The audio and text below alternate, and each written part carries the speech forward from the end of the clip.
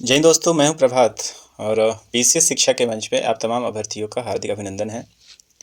आज इस वीडियो में हम लोग नवंबर और दिसंबर महीने के दैनिक समसामयिक के ऊपर जो नवंबर और दिसंबर महीने के लिए सबसे महत्वपूर्ण करंट अफेयर्स रहे हैं उसका क्विक रिवीजन हम लोग करने वाले हैं और ये सीरीज लगातार चलेगी और हमारा प्रयास रहेगा कि जितनी जल्दी हो हम इस एमसीक्यू को कवर कर लें। आप इस वीडियो के माध्यम से कम समय में आप महत्वपूर्ण करंट अफेयर्स का रिवीजन कर पाएंगे। तो आइए चलते हैं एमसीक्यू के फॉर्म में। हम अपने करंट अफेयर्स को देखना चाहते हैं। आज लगभग 50 से 60 करंट अफेयर्स को देखेंगे और फिर अगले दिन ऐसे लगभग 5 से 6 लगातार बैक टू बैक वीडियो आपके लिए लाने का प्रयास रहेगा। चलिए प्रारंभ करते हैं। पहले प्रश्न की तरफ चलते हैं। पहला प्रश्न आप देख रहे हैं यहाँ पे, भारतीय सेना ने किस देश के साथ संयुक्त विशेष अभ्यास वज्र प्रहार किया है। तो वज्र जो प्रहार है ये किस देश के साथ होता है, तो ये आपको मालूम है कि वज्र प्रहार जो है वो यूएसए के साथ होता है। तो ये यूएसए के साथ अभी नवंबर महीने में 2 से 22 नवंबर के बीच में ये 15वां भारत और अमेरिका के साथ एक संयुक्त विशेष बल अभ्यास का आयोजन किया गया था। तो ये संयुक्त विशेष बल का मतलब है यहाँ पे स्पेशल फोर्सेज का ये एक्सरसाइज है। स्पेशल फोर्स इसमें हिस्सा लेते हैं जिसके अंतर्गत भारत और अमेरिका दोनों के सैनिकों ने हिस्सा लिया है इसके अंदर। और इस बार जो ये आयोजन हुआ है वज्र प्रहार का, ये आयोजन हुआ है यूएसए के इडाहो में। याद रखेंगे, यूएसए के इडाहो में आर्चर्ड कॉमेट ट्रेनिंग सेंटर में इसका आयोजन किया गया है। जबकि इसका जो पिछला आयोजन है जो 14वां वज्र प्रहार था, इसका आयोजन भारत में मेघालय के उमरोई में आयोजन किया गया था। चलिए आगे प्रश्न पे चलते हैं। बहुत ही इंपॉर्टेंट प्रश्न है और आप किसी भी अच्छे स्तर का एग्जामिनेशन यदि आप दे रहे हैं, चाहे वो वनडे एग्जामिनेशन दे रहे हों या पीसीएस लेवल का, वहाँ इस तरह के प्रश्न लगातार पूछे जाते रहे हैं। स्पेशली एसएससी सीजीएल की जो तैयारी कर रहे हैं और रेलवे इन सब की तैयारी कर रहे हैं उनके लिए तो ये बहुत ही इंपॉर्टेंट है। बैलन डी और 2024 पुरस्कार की घोषणा हो चुकी है। तो इस बार ये पुरस्कार किसको मिला है, इस बात को जानना है। प्रश्न है यहाँ पे, बैलन डी और 2024 शीर्ष पुरस्कार किस महिला फुटबॉलर को मिला है। तो महिला फुटबॉलर का नाम क्या है, एताना बोनामाटी। तो बैलन डी और 2024 समारोह अभी हाल फिलहाल में संपन्न हुआ है और पेरिस के थिएटर में इसका आयोजन किया गया था और यहाँ पे पुरस्कृत कर दिया गया है। और महिलाओं के लिए जो बैलन डी और दिया गया है ये पुरस्कार एताना बोनामाटी को दिया है। और वहीं यदि ये फीमेल वर्ग में एताना बोनामाटी को दिया गया है, वहीं यदि मेल की बात करेंगे तो वो रॉड्रिक को दिया गया है। ये इनकी इमेज को देख लेते हैं ताकि थोड़ा सा आइडिया आपको मिल जाएगा। तो ये आप देख रहे हैं एताना बोनामाटी आपको नज़र आ रही हैं और दूसरी तरफ जो आप यहाँ पे देख पा रहे हैं ये रॉड्री आपको नज़र आ रहे हैं। तो थोड़ा सा इसके बारे में जान लेते हैं। जो बैलन डी और पुरस्कार है ये एक फुटबॉल का प्रतिष्ठित पुरस्कार है और इस पुरस्कार की शुरुआत मुख्य रूप से 1956 से की गई है। और इसके अंतर्गत जो आप देखेंगे मेसी 8 बार इस पुरस्कार से सम्मानित हो चुके हैं। और यहाँ आप देखेंगे कि मेसी के 8 बार को लेकर एक बार रीचेक करना होगा। तत्काल अभी जो मेल है उसमें रॉड्री को दिया है, ये फ्रांस के फुटबॉलर हैं। और दूसरी तरफ जो आप दे रहे हैं एताना बोनामाटी, ये स्पेन की महिला फुटबॉलर है। इस चीज़ को याद रखेंगे। आगे चलते हैं, अगले प्रश्न की तरफ चलते हैं। बोत्सवाना का राष्ट्रपति किसे चुना गया है। तो बोत्सवाना का राष्ट्रपति अभी इस बार डूमा बोको को चुना गया है। तो आप इसको याद रखेंगे, ये 6ठे राष्ट्रपति यहाँ के घोषित किए गए हैं। बोत्सवाना एक दक्षिण अफ्रीकी देश है जहाँ हाल फिलहाल में ही चुनाव कराया गया था। चर्चा में रहा टाइफून कोंगरे का संबंध किससे है। तो टाइफून कोंगरे का संबंध ताइवान से है और अभी हाल फिलहाल में ये दक्षिण पूर्वी तट पे इसने दस्तक दिया था और यहाँ पे कई लोग इसमें घायल हुए थे और कुछ की मौत भी हुई थी, इसलिए ये तूफान चर्चे में है। आगे बढ़ते हैं। चीन की बेल्ट एंड रोड पहल में शामिल नहीं होने की घोषणा करने वाला दूसरा ब्रिक्स देश कौन सा है। बहुत बहुत इंपॉर्टेंट प्रश्न है ये। तो चीन का एक पहल है, इस पहल को हम लोग BRI के नाम से भी जानते हैं, इसी को वन बेल्ट वन रोड के नाम से भी जानते हैं और इसी को न्यू सिल्क रूट के नाम से भी हम लोग जानते हैं। इसका पूरा पर्पस ये है कि ये चीन से होते हुए पश्चिम तक और कुछ हद तक पूरब तक अपने व्यापार को फैलाने के लिए एक व्यापार कॉरिडोर का निर्माण करना। और इस निर्माण के अंतर्गत आप देखेंगे कि अभी हाल फिलहाल में न्यूज़ निकल कर आ रहा है कि ब्रिक्स देश का एक महत्वपूर्ण जो देश है ब्राज़ील, उसने BRI इनिशिएटिव में भाग लेने से मना कर दिया है। तो ये दूसरा देश बना है। इससे पहले यदि ऐसे तो कई और देशों ने भी इनकार किया है इस BRI प्रोजेक्ट से, लेकिन सिर्फ ब्रिक्स की बात हो रही है। तो ब्रिक्स में इससे पहले यदि किसी ने अपना जो इनकार किया था वो भारत था। तो पहला ब्रिक्स देश है जिसने BRI में शामिल होने से मना किया था वो भारत था और अब दूसरा देश जो बना है वो ब्राज़ील बन गया है। तो ब्राज़ील ने चीन के अरबों डॉलर की बेल्ट एंड रोड इनिशिएटिव पहल में शामिल होने से इनकार कर दिया है और ये ब्रिक्स ब्लॉक्स में भारत के बाद बीजिंग मेगा परियोजना को अस्वीकार करने वाला दूसरा देश है। नेक्स्ट, प्रधानमंत्री नरेंद्र मोदी ने भारत की पहली मुफ्त एयर एम्बुलेंस सेवा कहाँ लॉन्च की है? तो याद रखेंगे ये ऋषिकेश में लॉन्च किया गया है और इसका मुख्य पर्पस ये रहेगा कि जो गोल्डन आवर्स होते हैं जहाँ पे जान बचाने की सबसे ज़्यादा संभावना है, उस संभावना के अंतर्गत जो विक्टिम है उसे किसी भी तरीके से हॉस्पिटल तक पहुंचा देना ताकि उसकी जान बचाई जा सके और यह संजीवनी योजना का हिस्सा है। इसके द्वारा जो हेलीकॉप्टर से एम्बुलेंस की सेवा दी जाएगी वो कंप्लीट रूप से निःशुल्क रहेगा। आगे देखते हैं।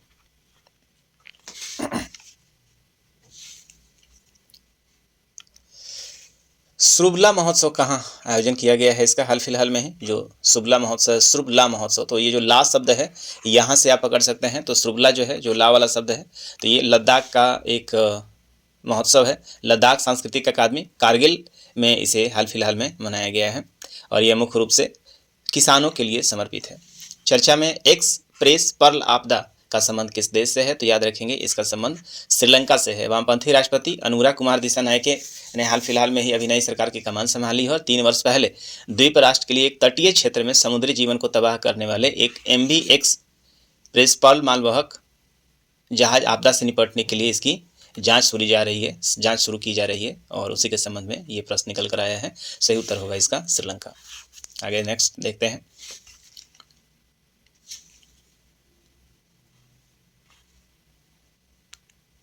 दिवंगत डॉक्टर विवेक देवराय कौन थे? तो विवेक देवराय के बारे में आप लोग जानते होइएगा, ये प्रधानमंत्री के आर्थिक सलाहकार रह चुके हैं। तो ये एक अर्थशास्त्री हैं और प्रधानमंत्री के आर्थिक सलाहकार परिषद के अध्यक्ष रह चुके हैं और हाल फिलहाल में ही इनका 69 वर्ष की उम्र में निधन हो गया है। ये अध्यात्म से भी जुड़े हुए हैं और हमारे ग्रंथों का अंग्रेजी अनुवाद करने में भी इनका नाम आता है और 2015 में आप देखेंगे कि इनको पद्मश्री से सम्मानित किया जा चुका है। केंद्रीय मंत्री पीयूष गोयल ने एक जिला एक उत्पाद दीवार का उद्घाटन कहाँ किया है? तो याद रखिएगा, एक जिला एक उत्पाद दीवार का उद्घाटन सऊदी अरब में किया गया है। 30 अक्टूबर 2024 को केंद्रीय मंत्री पीयूष गोयल जब रियाद की यात्रा पे थे तो वहाँ ऊर्जा मंत्री अब्दुल अजीज बिन सलमान उल सऊद के साथ भारत सऊदी रणनीतिक भागीदारी SPC के अंतर्गत अर्थव्यवस्था और निवेश समिति की दूसरी मंत्री स्तरीय बैठक की अध्यक्षता जब वो कर रहे थे तो वहीं पे ODOP अर्थात एक जिला एक उत्पाद, वन डिस्ट्रिक्ट वन प्रोडक्ट दीवार का उद्घाटन यहाँ किया गया है। नेक्स्ट बढ़ते हैं। ये जो पिक्चर आप देख रहे हैं ये देवराय साहब की पिक्चर है और प्रधानमंत्री के आर्थिक सलाहकार रह चुके हैं। आगे देखते हैं, राष्ट्रीय एकता दिवस 2024 कब मनाया गया है? तो राष्ट्रीय एकता दिवस के बारे में आपको मालूम है, 31 अक्टूबर को यह प्रतिवर्ष मनाया जाता है और ये देश के पूर्व या देश के प्रथम गृह मंत्री, स्वतंत्र भारत के प्रथम गृह मंत्री सरदार वल्लभ भाई पटेल की ये जयंती है और इस बार ये 149वें क्रम की ये जयंती थी और राष्ट्रीय एकता दिवस का ये 10वां संस्करण मनाया गया इस बार। सरदार वल्लभ भाई पटेल का जन्म 31 अक्टूबर 1875 को किया गया था और आप सभी को मालूम है कि देश में जो प्रांतों के, रियासतों के एकीकरण में इनका सबसे बड़ा रोल है, इसीलिए इनके लिए इनके नाम पे एकता दिवस प्रतिवर्ष मनाया जा रहा है। कब? 31 अक्टूबर को। नेक्स्ट है, दीपम 2.0 योजना किस राज्य में लॉन्च किया गया है? तो ये आंध्र प्रदेश में दीपम 2.0 योजना को लॉन्च किया गया है और इसके अंतर्गत क्या होगा तो LPG सिलेंडर, प्रतिवर्ष 3 LPG सिलेंडर मुफ्त दिए जाएंगे लाभार्थियों को। तो कहाँ का है ये? आंध्र प्रदेश का है। देखिए, फिजी के सर्वोच्च नागरिक पुरस्कार honorary officer of the order of Fiji से किसे सम्मानित किया गया है? तो इस बार ये जो सम्मान है श्री श्री रविशंकर आध्यात्मिक गुरु हैं, भारत से संबंध रखते हैं और उन्हें फिजी की तरफ से सर्वोच्च सम्मान से सम्मानित किया गया है। ये आप पिक्चर यहाँ पे देख पा रहे हैं, ये हैं श्री श्री रविशंकर महाराज। लॉन्च यूविन मोबाइल ऐप का संबंध किससे है? तो ये इसका संबंध टीकाकरण से है। सरकार ने हाल फिलहाल में टीकाकरण के ऊपर नज़र रखने के लिए और रजिस्ट्रेशन के लिए यूविन मोबाइल ऐप का वापस से रिलॉन्च किया है। आगे देखते हैं, भारतीय तटरक्षक बल के लिए 2 स्वदेशी तेज गश्ती पोत अदम्या और अक्षर का अनावरण कहाँ हुआ है? तो याद रखेंगे इसका अनावरण गोवा में किया गया है। चीन ने अपने अंतरिक्ष स्टेशन तियांग-योंग के लिए कौन सा मिशन भेजा है? ये एक ऐसा प्रश्न है जिसको आप आने वाले किसी भी कम्पिटिटिव एग्जामिनेशन में लगातार सुनिएगा, तो इस चीज़ के लिए आपको थोड़ा सा ध्यान देना चाहिए कि ये जो प्रश्न है, चीन में अपने अंतरिक्ष स्टेशन तियांग-योंग के लिए कौन सा मिशन भेजा गया है। तो पहले तो थोड़ा तियांग-योंग के बारे में जान लीजिए कि जिस तरीके से इंटरनेशनल स्पेस स्टेशन जो कि USA और रसिया के माध्यम से अंतरिक्ष में सिचुएटेड है, उसी तरीके से चीन ने अपना अंतरिक्ष स्टेशन हाल फिलहाल में ही 29 अप्रैल 2021 को स्थापित कर दिया था और ये अंतरिक्ष स्टेशन का उनका नाम है तियांग-योंग। और इसी के अंतर्गत आप देखेंगे कि एक सेंझोउ 19 मिशन को इन्होंने लॉन्च किया है अभी।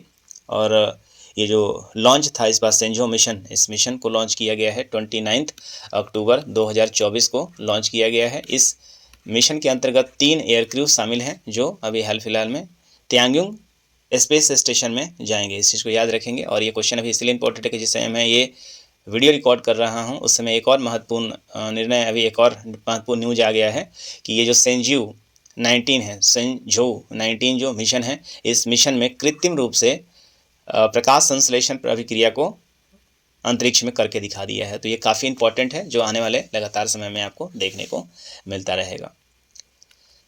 तो ये आप देख रहे हैं, ये जो मिशन है इनका सेंझोउ 19 मिशन है और ये मिशन तियांग-योंग के लिए मिशन है। इसके माध्यम से चीन जो है वो 3 एयर क्रू को अपने इंटरनेशनल स्पेस स्टेशन में हाल फिलहाल इन्होंने भेजा है और ये लॉन्च हुआ है, ये 29 अक्टूबर 2024 को हुआ था। इस बात को आप याद रखे रहेंगे।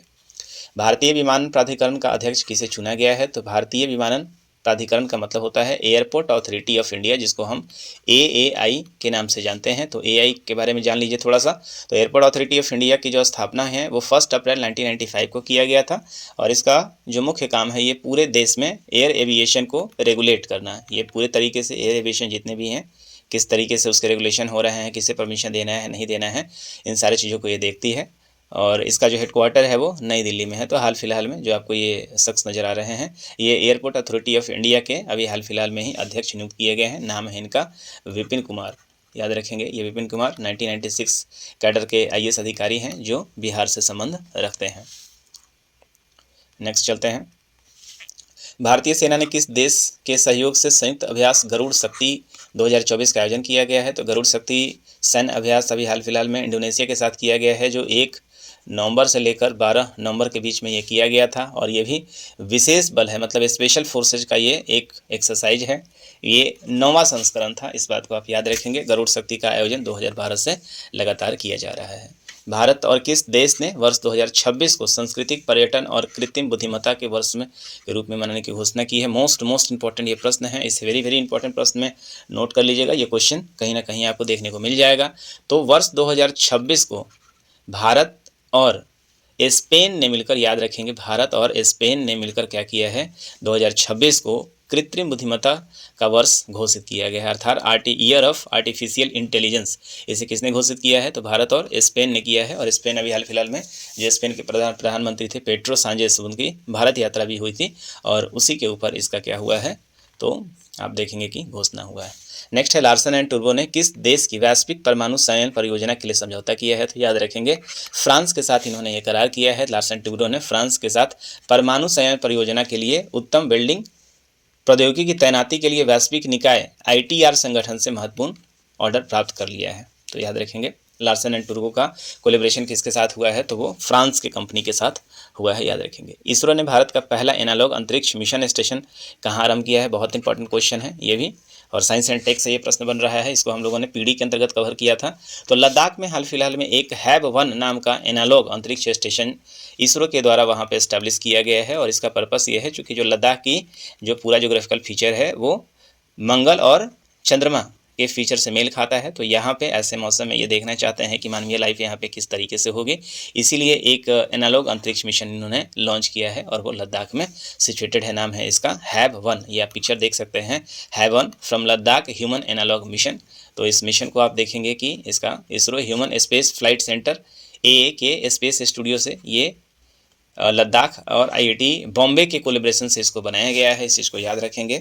और नाम जो है वो ह्यूमन एनालॉग मिशन, इसका नाम है लद्दाख ह्यूमन एनालॉग मिशन, इसका नाम है। और इसको 1 नवंबर 2024 इसको स्टार्ट किया है। प्रोसेस जो इसका उद्देश्य रहेगा कि ये एक सिचुएशन क्रिएट कर रहे हैं और सिचुएशन में देखते हैं कि चंद्रमा और मंगल पे क्या ह्यूमन लाइफ को बसाया जा सकता है, और है तो क्या क्या समस्याएं इसके लिए आएंगी।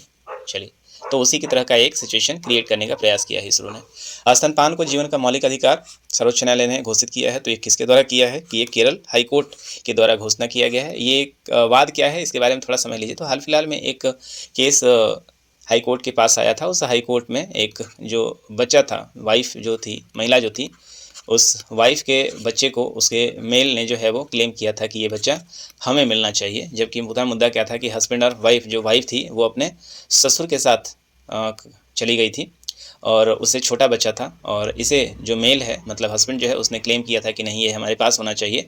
तो केरल हाई कोर्ट ने इस पर जो अपना डिसीजन दिया है, उस डिसीजन के अनुसार उन्होंने कहा है कि बच्चा छोटा है, दूध पीने वाला बच्चा है, और ऐसे में स्तनपान इसका मौलिक अधिकार होगा, इसलिए बच्चे को आपको देना पड़ेगा। और उन्होंने आर्टिकल 21 जो कि जीने की स्वतंत्रता है, जीने ये व्यक्ति है उससे संबंधित है, इसके अंतर्गत ये फैसला, महत्वपूर्ण फैसला केरल हाई कोर्ट ने सुनाया है, इसको याद रखेंगे। पहला एशियाई बौद्ध शिखर सम्मेलन कहाँ पे हुआ है, तो ये नई दिल्ली में आयोजित किया गया है 5 और 6 नवंबर को, इसको याद रखेंगे। नेक्स्ट, बाल उद्यमी बाल पद्दामी उत्सव कहाँ पे किया गया है, तो ये कर्नाटक का उत्सव है और दिवाली के चौथे दिन वाले दिन इसको आयोजित किया जाता है। और माना जाता है कि असुर राजा बाली चक्रवर्ती भगवान विष्णु द्वारा वामन अवतार के दौरान दिए गए वरदान के अनुसार पाताल लोक से भूलोक पर इस दिन आते हैं, तो याद रखेंगे बाली पद्यामी उत्सव। अंतर्राष्ट्रीय मस्तिष्क अनुसंधान संगठन अर्थात इसको IBRO कहा जाता है, इंटरनेशनल ब्रेन रिसर्च ऑर्गेनाइजेशन है, तो इसमें पहली बार भारतीयों का नाम आया है। तो भारतीय सुहा तोले इनका नाम है। भारतीय महिला वैज्ञानिक सुहा तोले को अंतर्राष्ट्रीय मस्तिष्क अनुसंधान संगठन में निर्वाचित अध्यक्ष नियुक्त किया गया है, और इस पद पे ये निर्वाचित होने वाली भारत की तरफ से आप देखेंगे कि फर्स्ट महिला है।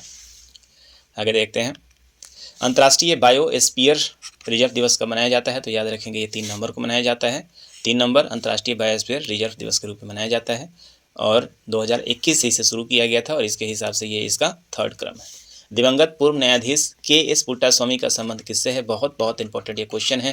के पुट्टास्वामी वाद जो है आपको याद आ रहा होगा, ये 2012 का वाद है, और इसी वाद के अंतर्गत आधार कार्ड के गोपनीयता के अगेंस्ट में क्लेम किया गया था, इस चीज़ को याद रखेंगे। और इन्हीं के माध्यम से, इन्हीं के प्रयासों से आप देखेंगे कि आपको निजता का अधिकार भी प्रकाश में आया था, तो याद रखेंगे किसका संबंध है, तो ये KS पुट्टास्वामी केस था 2012 का, और उससे ही ये संबंधित है, निजता के अधिकार से संबंधित है। नेक्स्ट देखते हैं, अंतर्राष्ट्रीय सौर गठबंधन सभा का 7वां सत्र किस देश की अध्यक्षता में हुआ है, तो 7वां सत्र अभी भारत की अध्यक्षता में हुआ है। भारत, आपको पता है कि ये भारत और फ्रांस के सहयोग से अंतर्राष्ट्रीय सौर गठबंधन चल रहा है, जिसका हेडक्वार्टर कहाँ पे है, तो एकमात्र अंतर्राष्ट्रीय ऑर्गेनाइजेशन जिसका हेडक्वार्टर भारत में है, और कौन सा है, ISA इंटरनेशनल सोलर अलायंस, और इसका हेडक्वार्टर कहाँ पे है, तो गुरुग्राम में है।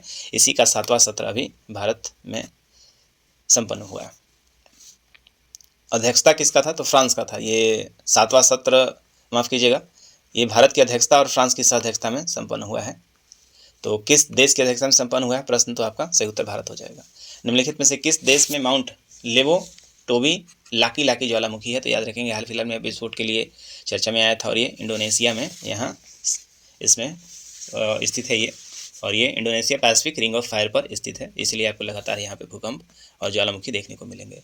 विश्व में सबसे कम उम्र के फिडे शतरंज खिलाड़ी बनने वाले अनीस सरकार का संबंध किस राज्य से है, तो आप देखें नाम से ही समझ सकते हैं कि इनका संबंध कहाँ से हो सकता है, तो वेस्ट बंगाल से हो सकता है।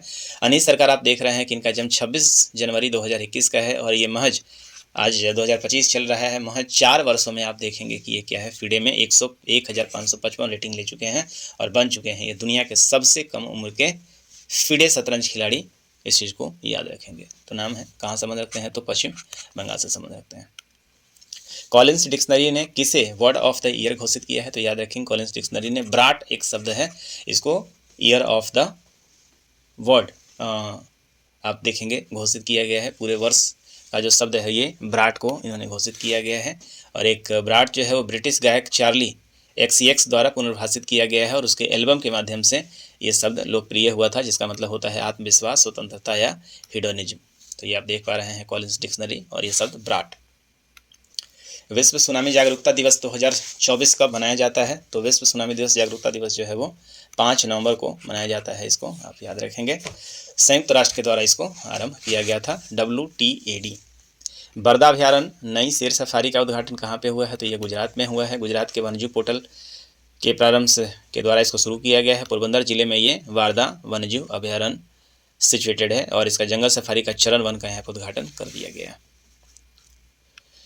अगला देखते हैं, सूचना के अधिकार संग्रहालय की आधारशिला कहाँ रखी गई है, तो ये सूचना के आधार संग्रहालय राजस्थान में इसकी आधारशिला रखी गई है। IRTI आंदोलन के जन्म स्थान राजस्थान में अजमेर के ब्यावर में सूचना के अधिकार के संग्रहालय की स्थापना की गई है और यह स्थापना जश्न संविधान में भाग लेने के लिए सभी क्षेत्रों से सैकड़ों लोग यहाँ पे आए हुए थे। मिस ग्रैंड इंटरनेशनल 2024 का खिताब किस ने जीता है, किस भारतीय सुंदरी ने जीता है? तो याद रखिएगा ये है रेचल गुप्ता, और सामने आपको नजर आ रही हैं ये रेचल गुप्ता, इन्होंने जीत लिया है मिस ग्रैंड इंटरनेशनल 2024। नाम ही जान लीजिए, उससे ज़्यादा जानने की आवश्यकता नहीं है।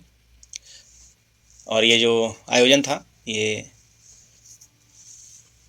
बैंकॉक में आयोजित किया गया था। विनमैक्स कहाँ का है? तो विनमैक्स आपको पता है कि भारत और वियतनाम के बीच में ये विनमैक्स एक्सरसाइज होता है, और इस बार जो ये विनमैक्स हुआ है वो कहाँ पे हुआ है? हरियाणा में हुआ है। हरियाणा में भी कहाँ हुआ है? तो अम्बाला में हुआ है। इस चीज़ को याद रखेंगे।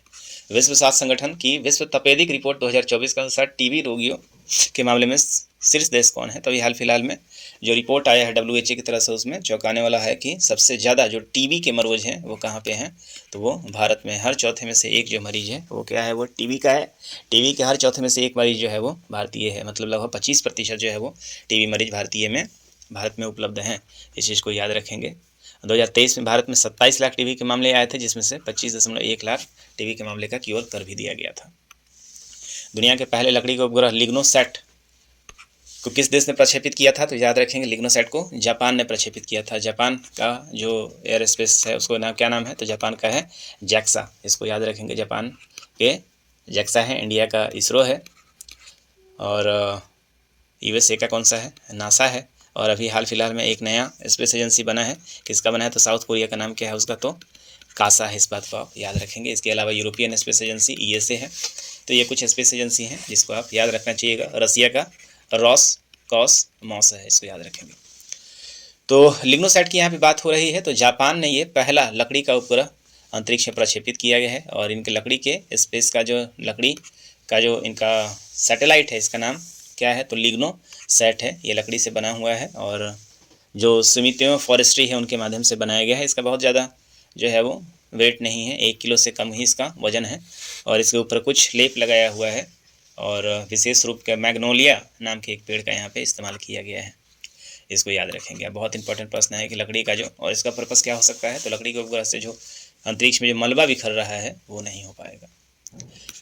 UNEP में vial India gas methane partnership 2.0 में शामिल होने वाली पहली भारतीय तेल और गैस कंपनी कौन बन गई है? तो केयर्स इंडिया याद रखेंगे। तो यहाँ पे UNEP united nation environment programme, ये सबसे ज़्यादा क्वेश्चन से ज़्यादा है। UNEP के बारे में जान लेना, थोड़ा देख लीजिए। UNEP की स्थापना 5 जून 1972 में की गई थी, और इन्हीं की स्थापना के कारण 5 जून को क्या मनाया जाता है? वर्ल्ड इन्वायरमेंट डे भी मनाया जाता है। ये आप यहाँ पे पिक्चर में देख सकते हैं।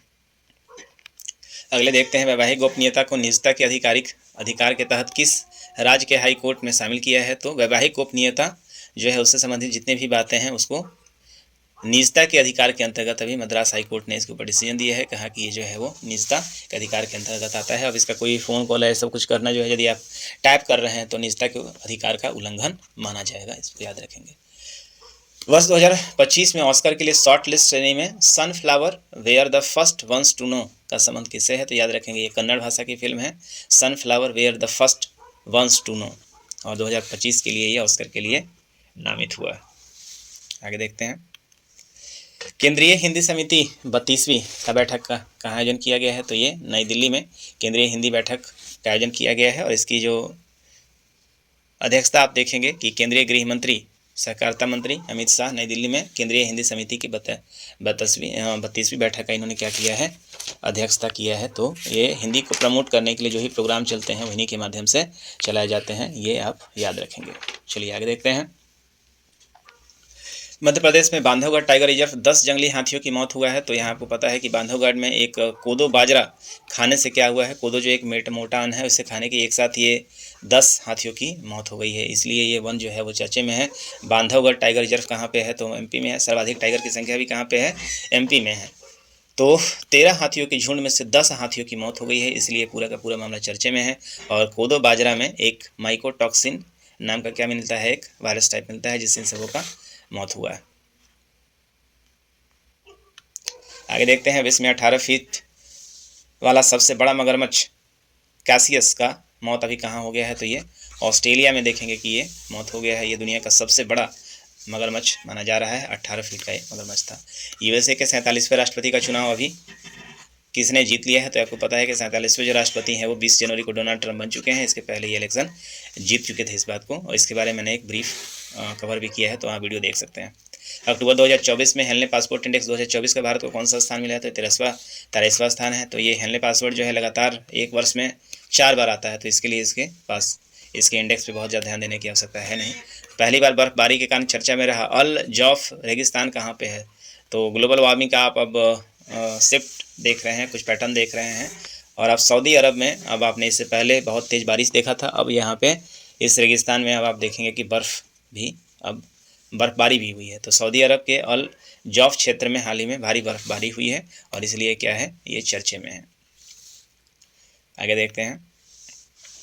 भारत का पहला बायो मैन्युफैक्चरिंग इंस्टीट्यूट ब्रिक नवी का उद्घाटन कहाँ हुआ है, तो ब्रिक नवी का जो उद्घाटन है वो हाल फिलहाल में कहाँ हुआ है, तो पंजाब में हुआ है। और इसका जो उद्देश्य है वो बेसिकली क्या है, तो ये कृषि तकनीक और नवाचार में प्रौद्योगिकी में सुधार लाना चाहते हैं। आगे देखते हैं। चर्चा में रहा उपचार NNC-2215 का संबंध किससे है, तो ये मधुमेह से है। आर्टिफिशियल रूप से ये क्या बनाया गया है, तो एक इंसुलिन बनाया गया है जिसका नाम क्या है, NNC-2215 किया गया है। तो सही उत्तर हो जाएगा आपका मधुमेह। चलिए आगे देखते हैं।